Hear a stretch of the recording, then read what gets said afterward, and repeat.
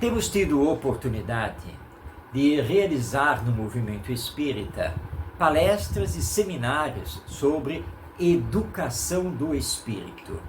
Quando estamos apresentando um projeto pedagógico para a evangelização espírita infanto-juvenil, incluindo trabalho com os pais, um projeto pedagógico que é transformador, inovador, que propõe que abandonemos a sala de aula, a aula ensinada com conteúdo pré-programado, para que possamos dar mais liberdade às crianças e aos jovens de quererem saber, quererem aprender. E chamamos então o ambiente de espaços de convivência e aprendizagem, não mais sala de aula. E colocamos o evangelizador como um orientador, facilitador, estimulador do processo educacional. E insistimos da necessidade de desenvolvermos os valores humanos, as virtudes, a nossa realidade espiritual, e apresentamos no lugar do famoso currículo fechado que estabelece os temas e as datas em que os temas têm que ser desenvolvidos, nós ofertamos então o trabalho por eixos temáticos, como por exemplo o eixo imortalidade e reencarnação. Bem, diante das propostas do projeto Educação do Espírito, em que também estudamos o que seja a educação à luz do Espiritismo, vendo a criança como um espírito reencarnado, há uma indagação que normalmente surge se de fato, saindo da teoria, é possível trabalhar dessa maneira.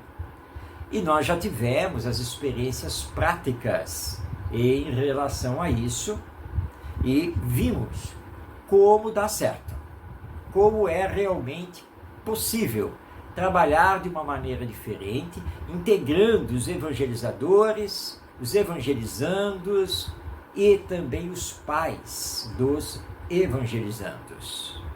Por isso que nós falamos em evangelização espírita da família.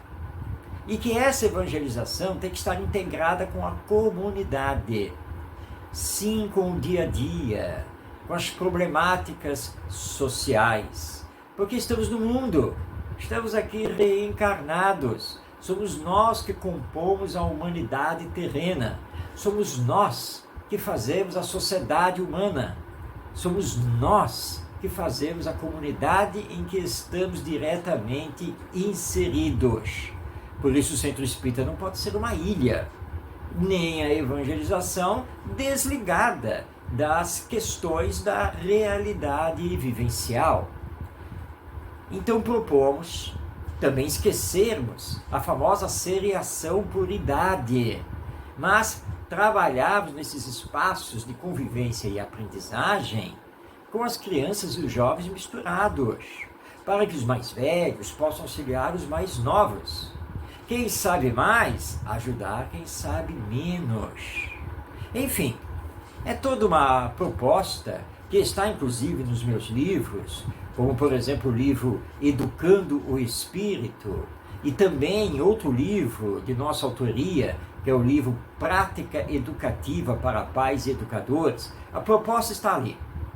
Não estamos aqui no vídeo para explicarmos ponto a ponto a proposta do projeto Educação do Espírito, mas para informar que sim, dá certo, que nós já colocamos em prática e que a base dessa proposta, desse projeto, na verdade é Pestalozzi, esse grande educador suíço ali do final do século XVIII e todo o início do século XIX, e que nos propôs toda uma educação renovada, transformadora, e fez isso na prática. Você já ouviu falar de Pestalozzi e do Instituto de Yverdon, na cidade de mesmo nome, lá na Suíça.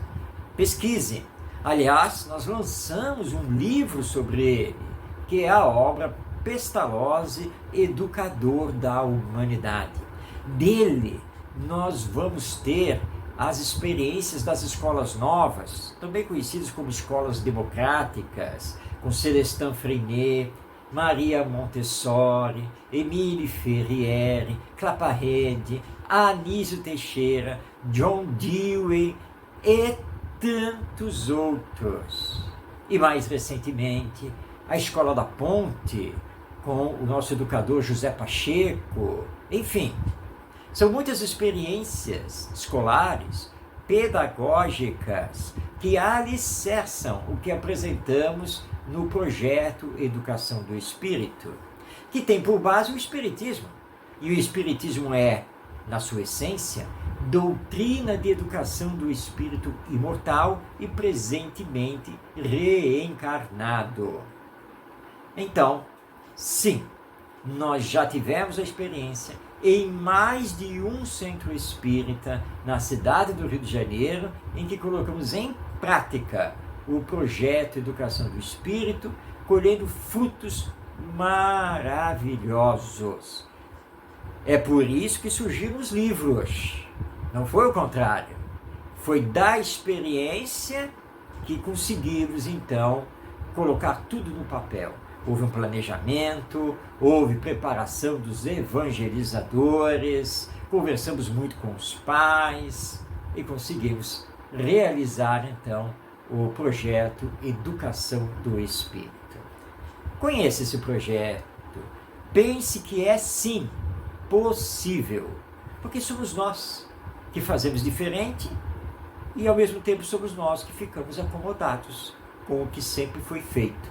Mas os tempos são outros. A lei divina é a lei de progresso, que nos solicita estarmos abertos, sermos criativos e entendermos que o que deu certo tempos atrás pode não mais estar atendendo às demandas das novas gerações e da sociedade atual, que é tão comunicativa, tecnológica, mas que está às voltas com males morais e sociais os mais diversos.